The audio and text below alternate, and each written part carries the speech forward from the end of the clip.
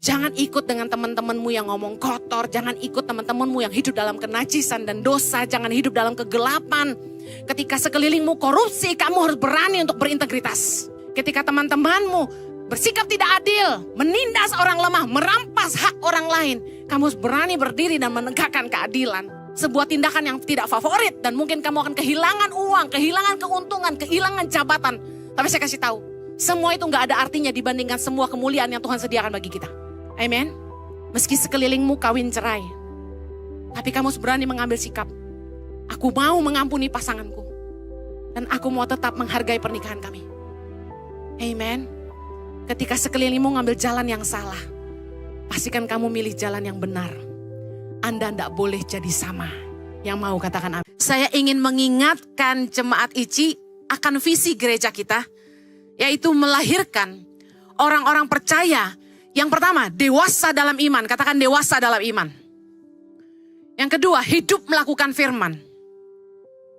Yang ketiga, hidup berdampak bagi keluarga, dunia, pekerjaan, kota, dan bangsa. Saya rindu visi ini. Jemaat ingat dan lakukan. Kita gak cuma datang tiap minggu, duduk dengar firman. Tapi kita mau jadi dewasa, bertumbuh iman kita. Melakukan firman yang kita dengar. Dan hidup kita jadi dampak buat orang-orang di sekitar kita. Yang mau katakan amin. Gereja ICI pertama kali berdiri, Tuhan kasih saya visi ini. Dan ayat yang jadi pegangan adalah Matius 5 ayat 13-16. Anda bisa lihat di tembok di luar auditorium ada ayat itu terpampang. Dan hari ini saya ingin membacakan ayat 13 dan 14 dalam bahasa Inggris. Alkitab terjemahan The Message Bible menerjemahkan dengan sangat keren. Kita lihat sama-sama. Matius 5 ayat 13. Let me tell you why you are here. You are here to be salt seasoning that brings out the God's flavors of this earth. If you lose your saltiness, how will people taste godliness? You've lost your usefulness and will end up in the garbage. Ayat 14. Here's another way to put it. You are here to be light, bringing out the God's colors in the world. God is not a secret to be kept. We are going public with this, as public as a city on a hill. Terjemahannya keren banget. Tapi yang saya mau highlight adalah gini. You are here to be salt seasoning that brings out the God flavors of this earth. Kita ada di sini untuk jadi garam, menggarami dunia, memberikan rasanya Tuhan kepada dunia. Kemudian, you are here to be light. Engkau di sini jadi terang. Untuk menjadi terang. Bringing out the God colors in the world. Mengeluarkan warnanya Tuhan bagi dunia. Luar biasa sekali. Hidup yang memberi rasanya Tuhan dan warnanya Tuhan kepada dunia. Itu tujuan kita. Katakan sama-sama, hidup saya harus memberi rasanya Tuhan. Hidup saya harus menyatakan warnanya Tuhan. Tahukah Anda, masing-masing kita itu punya rasa dan warna. Seperti pete punya rasa pete, durian punya rasa durian, ikan asin punya rasa ikan asin, Anda punya rasa.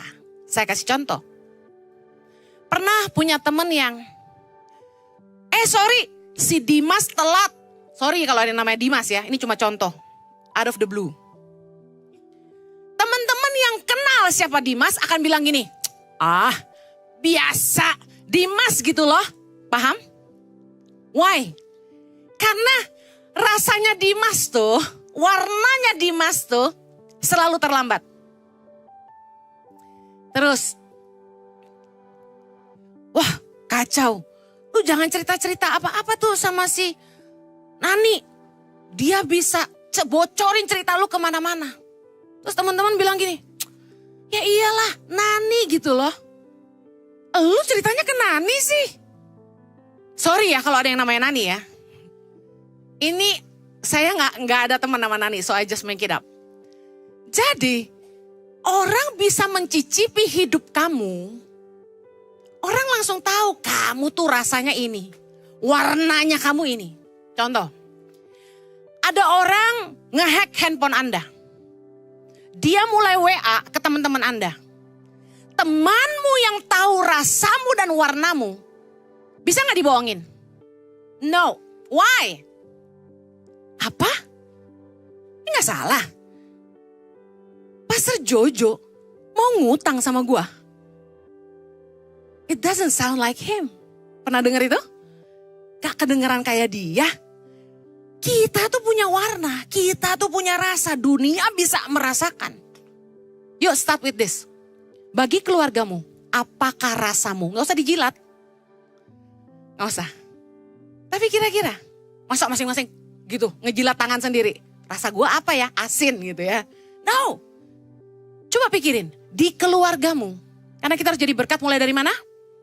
Keluarga, kemudian tempat pekerjaan, kemudian kota dan bangsa. Kita eklesia. Dipanggil keluar untuk menentukan nasib kota. Nah, bagi keluargamu, bagi istrimu, bagi suamimu, bagi anakmu, apakah rasamu? Apakah warnamu? Wow, warnanya kejujuran, warnanya integritas. Kalau diamond tuh D, wow. Dengar baik. You are here to be salt seasoning that brings out the God's flavors. Nah, yang menarik dikatakan gini. If you lose your saltiness, how will people taste godliness? Kata godliness adalah gini, manusia ilahi. Keilahiannya Tuhan. Anak Tuhan harusnya hidupnya ilahi. Orang bisa mengenali anak-anak Tuhan di tengah dunia yang kacau balau ini. Dari gaya hidupnya. Dari gaya bicaranya. Orang bisa bilang gini, dia sih godly bahasanya ya. Ngerti? Wah, dia sih godly banget. Anak saya selalu ngeledekin saya. Dia bilang gini, Mami, you are too godly. Mami terlalu rohani bahasanya. Please, dia bilang gitu.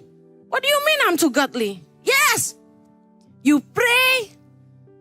You always talk about God. You preach all the time. You're too godly gitu. Nah, orang harus bisa melihat warna dan rasa di hidupmu, ada Tuhan di situ. Ada nilai keilahian bahasanya di dalam hidupmu. Kalau kita tidak bisa memberi rasanya Tuhan, artinya kita tidak bisa menunjukkan Tuhan dalam hidup kita. Bagaimana Tuhan bisa menunjukkan pribadinya kepada dunia? Dan bagaimana dunia bisa melihat Allah? Seperti apakah Tuhan? Orang gak akan mengerti bahwa hidup mereka salah dan harus berubah kalau mereka tidak lihat contoh. Bagaimana teman-temanmu bisa sadar bahwa gue gak ikut ke gereja lah bro. Hidup gue masih belum bener. Karena dia ngelihat ada teman yang hidupnya bener dan dia ke gereja. Bisa paham? Kalau Anda gak bisa nunjukin sebagai anak Tuhan yang ke gereja tiap minggu, hidup gue bener. Bagaimana Anda bisa menunjukkan Tuhan kepada dunia? Itu arti firman Tuhan ini. Dengar baik. Hidup yang memberi rasanya Tuhan, living the godliness adalah ini. Saya search, apa sih deskripsi di Google tentang godliness? Godliness adalah living a life which is reflecting the nature of the kingdom of God in the course of everyday life. Menghidupi sebuah kehidupan yang merefleksikan sifat-sifat kerajaan Allah dalam kehidupan sehari-hari. Kemudian ada lagi terjemahan lain. Living a life of devotion to God which results in a life that is pleasing to Him. Hidup yang menyembah, mengabdi kepada Tuhan, penuh pengabdian kepada Tuhan. Yang akhirnya tujuan hidupnya cuma satu, menyenangkan Tuhan. Kan kita suka suka nyanyi lagu, menyenangkanmu, senangkanmu. Apakah Anda punya tujuan hidup cuma gini, fokusmu? Saya hanya mau hidup untuk Tuhan. Fokus hidup saya adalah menyenangkan hati Tuhan. Siapa di sini yang punya tujuan itu? I live for you Lord, I serve you as my master. Saya suka banget kata-kata itu.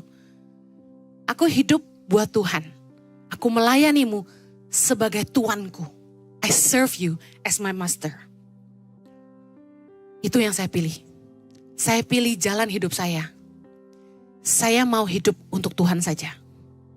Waktu saya melahirkan anak bungsu saya, Axel, saya hampir meninggal.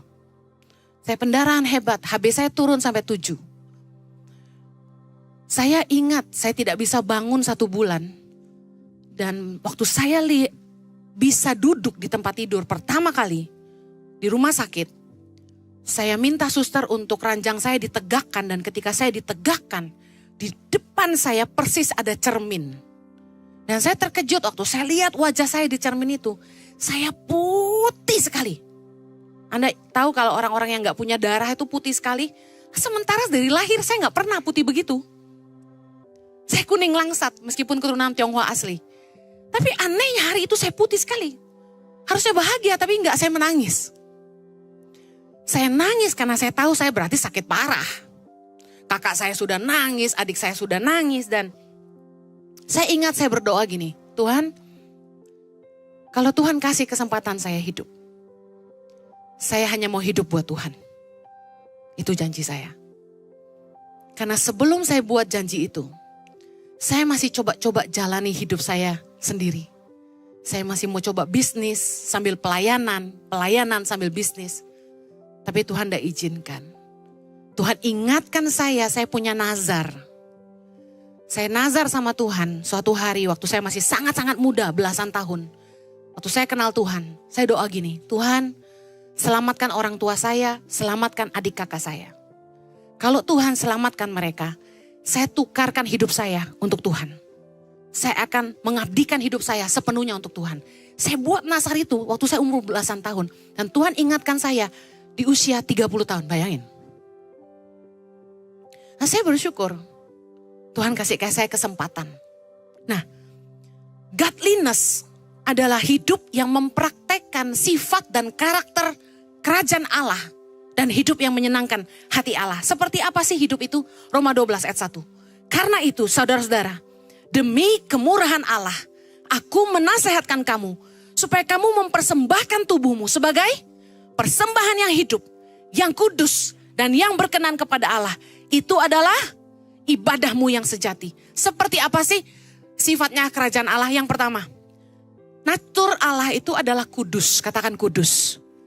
1 Petrus 1 ayat 16. Baca sama-sama. Sebab ada tertulis, kuduslah kamu sebab aku kudus. Kalau kita mau menyatakan Tuhan, menyatakan rasa dan warnanya Tuhan di dunia, hiduplah dalam kekudusan. Firman Tuhan berkata juga, tanpa kekudusan tidak ada seorang pun dapat melihat Tuhan. Kalau Anda ingin menyatakan Tuhan dalam hidupmu, Anda harus berani memilih untuk hidup dalam kekudusan. Di tengah-tengah dunia yang gelap, yang penuh dengan kenajisan, Anda harus berani untuk hidup kudus bagi Tuhan. Daniel berketetapan dikatakan firman Tuhan, untuk tidak menajiskan dirinya dengan santapan raja. Hari ini anak-anak Tuhan, apakah Anda mau ambil keputusan? Aku berketetapan untuk tidak menajiskan hidupku. Aku mau hidup bagi Tuhan. Yang mau katakan amin. Ketika Anda dikelilingi teman-teman yang ngomong kotor, hidup najis, hidup dalam dosa, dalam kegelapan, bisakah Anda berkata tidak? Bukankah seringkali kita terjebak menyenangkan hati teman kita, tapi melukai hati Tuhan? Bukankah kita lebih sungkan sama manusia, tapi kita tidak jaga hati Allah? Apa sebaliknya? Anda fokus hatimu, aku hanya mau menyenangkan Tuhan. Tiap kali Anda mau buat apa-apa, pertimbangan hatimu adalah ini. Tuhan berkenan gak ya? Tuhan berkenan gak ya? Firman Tuhan berkata gini, segala sesuatu diperbolehkan, tapi tidak segala sesuatu berguna. Jangan tanya sama pendeta, kalau saya begini boleh gak? Kalau saya begitu bisa gak? Kenapa kamu gak tanya sama dirimu sendiri di dalam hatimu? Sebelum Anda buat apapun dalam hidupmu, Tuhan berkenan gak kalau aku buat ini? Ada orang yang coba terus dekati saya dan kasih pertanyaan yang menjebak gitu. Orang Kristen zaman sekarang selalu cari kebenaran diri sendiri. Selalu cari ayat yang membenarkan tindakannya. Selalu menjebak hamba Tuhan supaya kalau hamba Tuhan itu berani keluarkan statement itu, dia akan pegang omongan itu dan dia bawa kemana-mana. Dia akan bilang, Ibu Heni bilang boleh kok. Gawat. Dengar baik, gak peduli kata pendeta bisa salah. Karena pendeta juga manusia. Yang paling benar itu apa kata firman Allah. Jangan kompromi dengan dosa. Yuk ambil ketetapan sama-sama saya siang hari ini. Taruh tanganmu di dada, katakan gini, aku mau hidup kudus bagi Allah. Amen. Natur Allah yang kedua, terang, katakan terang. Efesus 5 ayat 8, kita baca sama-sama. Memang dahulu kamu adalah kegelapan, tetapi sekarang kamu adalah terang di dalam Tuhan. Sebab itu hiduplah sebagai anak-anak terang. Ayat 9. Karena terang hanya berbuahkan kebaikan dan keadilan dan kebenaran. Kalau Anda ingin membawa warnanya Tuhan kepada dunia, warnanya Tuhan tuh terang, sekinclong berlian.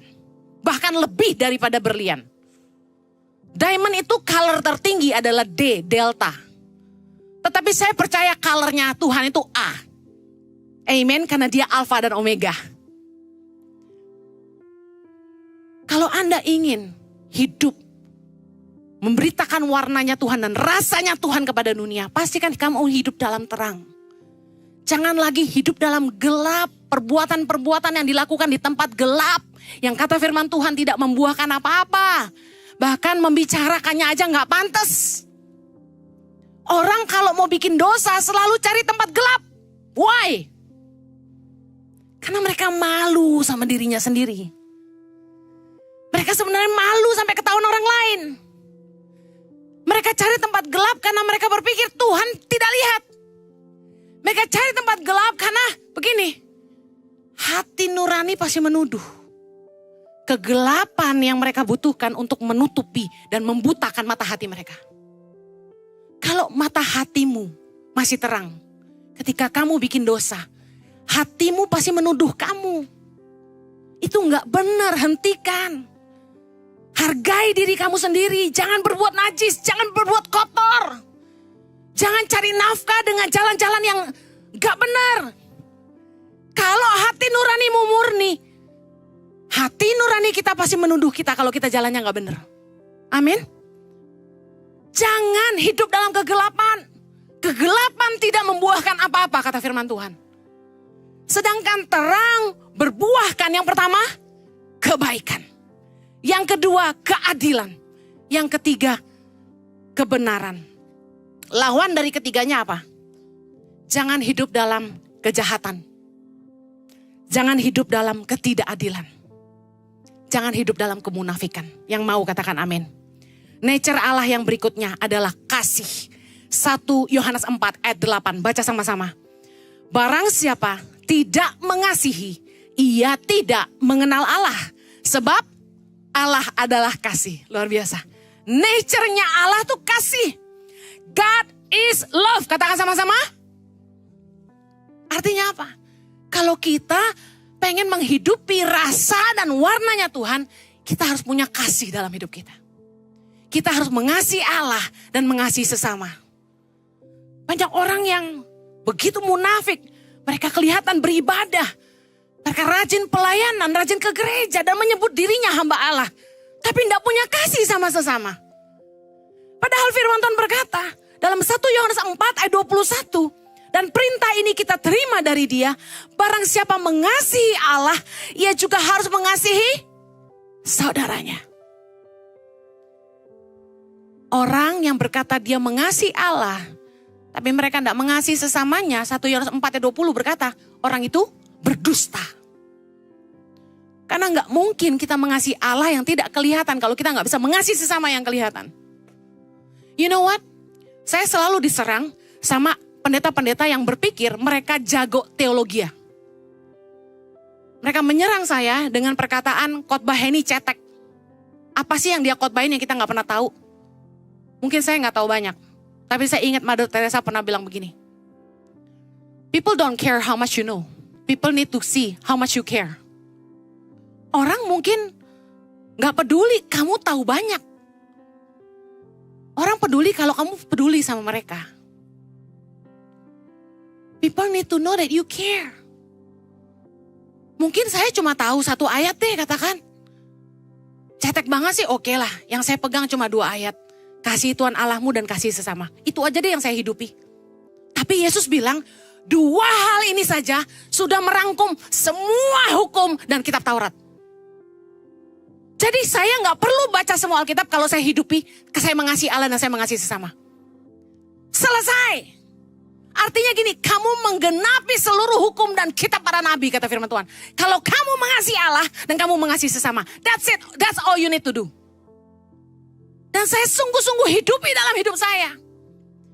Saya mencintai Tuhan dengan segenap hati saya. Dan saya mencintai sesama seperti diri saya sendiri.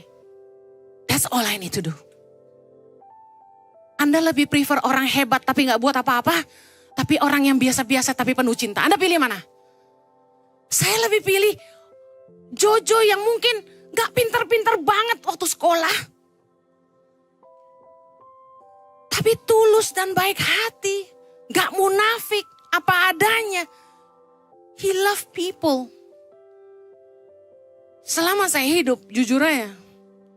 Kalau saya bisa bertobat itu karena saya lihat manusia ini. Karena orang ini penuh cinta. Sama orang gitu. Dia baik sama semua orang. Mau tua, mau muda, mau miskin, mau kaya. Dia gak pandang orang gitu. Gak pernah jahat sama orang. Orang sakiti dia cuma diam. Gak lawan. Tapi kalau dia rasa dia benar, jangan macam-macam. Tapi suamiku ngajarin saya arti cinta. Dia pria yang setia, suami yang setia, papa yang sayang anak-anaknya. Dan saya mau kasih tahu. He's living what he preach. Dia menghidupi khotbahnya, itu yang paling penting. Mungkin saya akan ketemu dengan pendeta lain yang lebih keren, lebih kaya, tahu firman banyak. Tapi kalau mereka nggak menunjukkan kasih mereka, saya nggak akan percaya. Saya lihat yang di depan mata saya aja deh. Saya dikecewakan sama banyak hamba Tuhan. Tapi yang saya tahu gini, kita nggak perlu menghakimi orang. Kita hidupi yang kita percayai. Waktu kita diomongin orang, kita sakit banget sebenarnya, tau gak sih? Kayak rese banget sih lo gitu kan ya. Diomongin orang emang enak. Direndahin orang emang enak, gak enak. Tapi biarin aja. Tuhan itu penuh kasih. Masa kita gak mau mengampuni? Nature Allah yang paling luar biasa, yang membuat hari ini kita diselamatkan, adalah murah hati. Kolose 3 ayat 13. Ini keren. Sabarlah kamu seorang terhadap yang lain. Dan ampunilah seorang akan yang lain. Apabila yang seorang menaruh dendam terhadap yang lain, sama seperti Tuhan telah mengampuni kamu, kamu perbuat jugalah demikian. Tuhan itu maha pengampun, makanya kita harus saling mengampuni, amen. Kalau kita pengen menebarkan rasanya Tuhan dan warnanya Tuhan kepada dunia, jangan jadi orang yang suka dendam. Jangan simpan kepahitan. Orang tuamu mungkin sakiti kamu, tapi sesalah-salahnya mereka orang tua kamu. Udah ampuni aja lah. Urusan masing-masing kita sama Tuhan. Dan firman Tuhan berkata, hormatilah ayahmu dan ibumu, titik. Gak ada koma. Gak ada kalau gini, kalau mereka tanggung jawab sama kamu. Kalau mereka keren. Kalau mereka kaya. Gak ada. Kalau mereka baik, gak ada. Kalau mereka gak pernah pukulin kamu, gak ada. Hormatilah ayahmu dan ibumu, titik. Jadi, sesalah-salahnya orang tuamu, ampunilah. Anda jangan bilang Bu Heni cuma bisa ngomong doang. Anda sedang lihat seorang anak yang pernah dibuang. Dan hari ini, saya tidak buang mama saya. di hari tuanya, saya support hidupnya. Karena saya tahu, saya punya Tuhan yang maha pengampun. Saya juga harus mengampuni. Saya juga harus mengasihi. Amen. Mari ampuni. Siapa sih yang pernah bersalah dalam hidupmu? Tiap kali kita difitnah, kita dijelek-jelekin orang, kita disakiti orang. Ambil pepatah Indonesia yang keren itu loh. Biarkan anjing menggonggong, kafilah terus berlalu. Sometimes kita harus ambil keputusan untuk gini. Gak usah terima omongan yang membuat kita down. Gak usah masukin di hati. Tapi Bu Heni udah ngerasuk di jantung. Hey, keputusan di tangan kamu. Kamu mau ngampunin gak? Kalau kamu ngampunin orang yang salah sama kamu muntahin balik tuh kata-kata jelek. You just let it go. Tiap kali orang jahat sama saya gak pernah balas dan saya cuma doain. Tuhan ampuni dia karena dia gak tahu apa yang dia perbuat. Ampuni Tuhan. Herannya ada aja yang nyampein ke saya gitu loh. Lain kali. Jemaat online maupun onsite. Kalau ada yang jelekin saya lagi, gak usah kasih tahu saya. I don't need to hear that. Gak membangun tau gak sih? Baru kemarin disampaikan. Jemaat gereja sebelah. Itu jemaat online ICI. Ya kan gue gak maksa dia nonton khotbah gue online. Dia bilang sama pendetanya. Itu gereja ICI bikin Bible study. Gereja kita bikin juga dong. Kan bagus kan, input yang bagus, bener gak? Kalau gereja kita bisa menginspirasi, haleluya. Saya senang. Berarti jemaat ini setia sama gerejanya. Gue gak mau pindah ke Moy, gue tetap di gereja ini. Yuk, lu bikin kayak yang dia bikin. Bagus kan? Masih bagus jemaatnya gak pindah rumah. Pendetanya bikin Bible study, gak tahu kenapa mereka suka bertengkar gitu. Soal pengajarannya, beda paradigma lah, beda doktrin lah. Mereka bertengkar. Lalu jemaat ini bilang gini, kok beda Bible study-nya? Di ICI gak pernah berantem. Kenapa di sini jadi berantem? Karena firman Tuhan bilang doktrin itu gak boleh diperdebatkan, gak boleh jadi bahan pertengkaran. Itu kanak-kanak. Tuhan pakai hamba Tuhan beda-beda. Pewahyuannya warna-warni. Dan kemudian pendetanya tanya, gereja mana yang kamu maksud ini? Dia sebut, gereja Heni Kristianus. Langsung pendetanya marah naik pitam. Udah jangan sebut nama saya. Bagi pendeta lain nama itu pantang. Jangan. Serius deh. Tolong kasihani saya. Saya gak mau dibenci orang lain gitu loh. Gara-gara begitu pendetanya bilang gini. Kalau dia mencetek gitu. Cetek. Untung dibilang cetek bukan ketek. Saya kaget gitu kan. Ya saya bilang memang sih saya cuma S2 kuliah teologianya. Kalau mau yang sampai doktor PhD ke suami saya.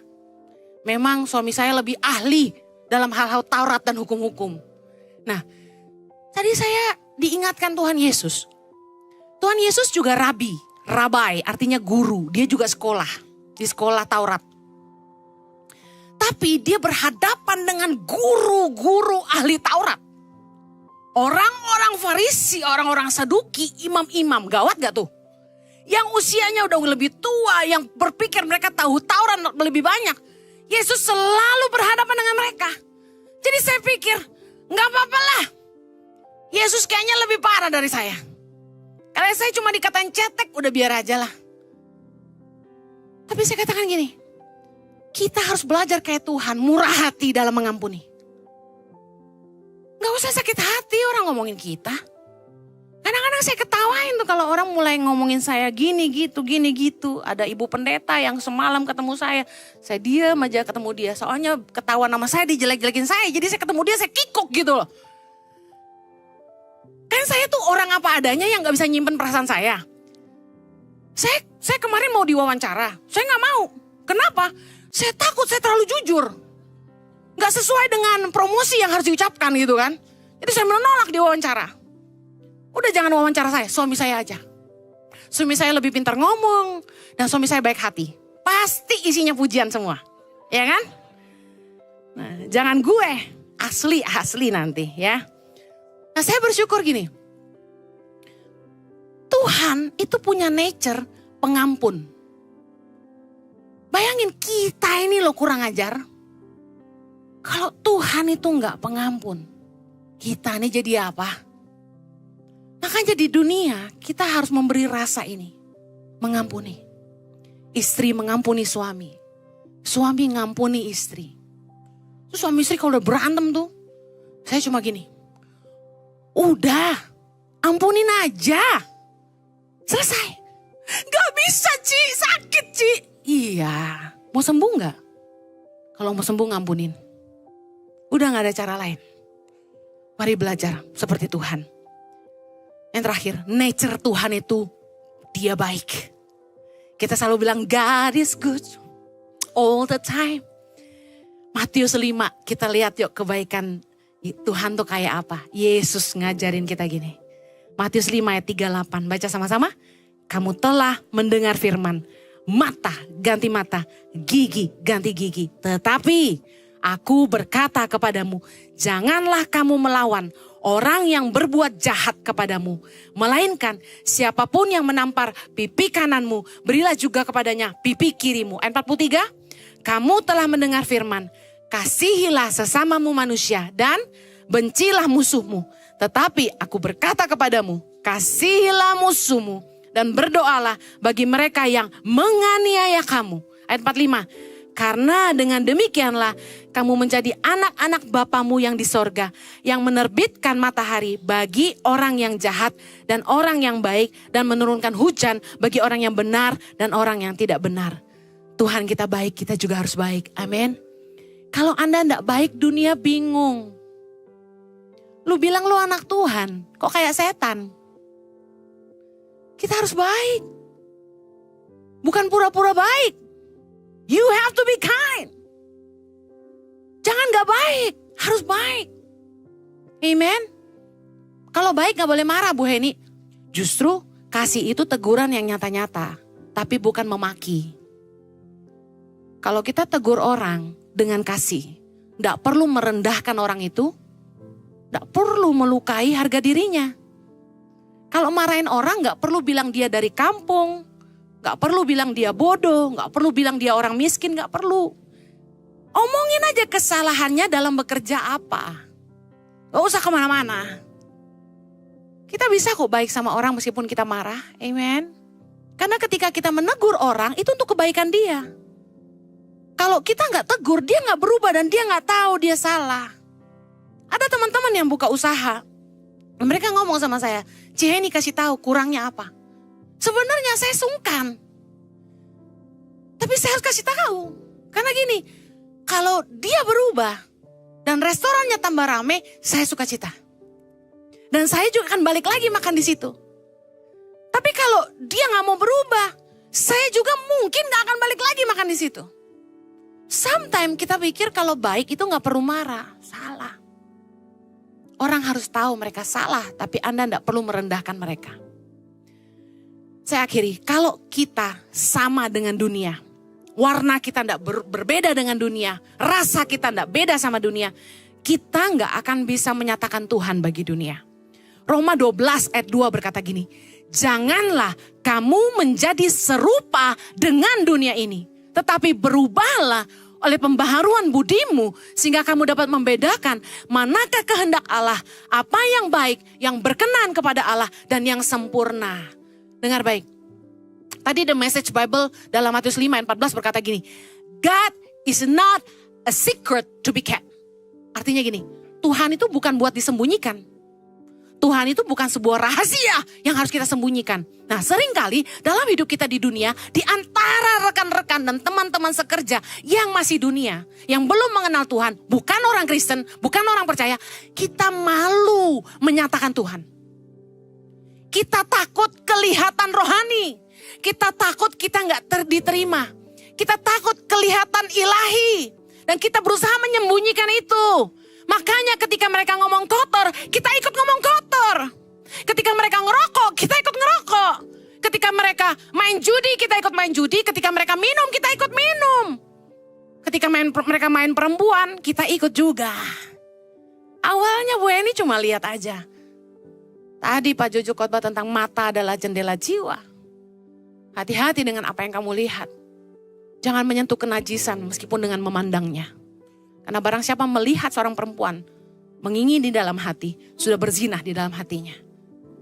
Dengar baik, kalau kamu ingin menyatakan Tuhan kepada dunia, mari mulai hidupi nature-nya kerajaan Allah.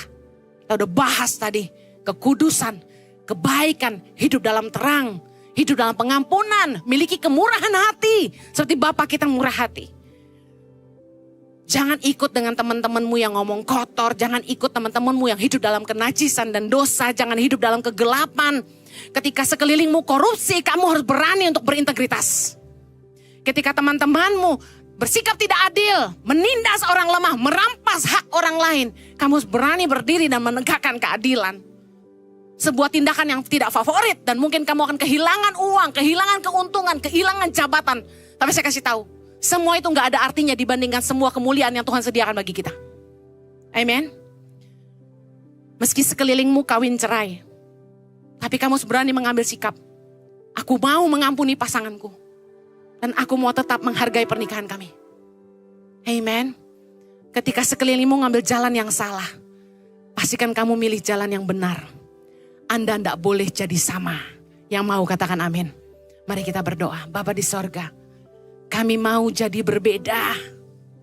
Kami gak mau jadi sama dengan dunia. Kami ingin menunjukkan rasanya Tuhan dan warnanya Tuhan kepada dunia. We are not the same. Kami gak mau jadi sama dengan dunia. Kami mau menyatakan Tuhan bagi dunia. Kami pengen punya kehidupan yang ilahi. Ajari kami Tuhan. Bimbing kami. Biar firman-Mu menerangi langkah kami. Tolong kami di kehidupan kami yang nyata di luar sana. Dalam tempat pekerjaan kami. Dalam kehidupan pernikahan kami. Dalam hidup kami bermasyarakat. Kami bisa menghidupi firman Allah. Memilih kekudusan. Memilih jalan kebenaran. Hidup dalam kebajikan, keadilan dan terang Tuhan. Di dalam nama Yesus. Mampukan kami oleh kasih karunia-Mu.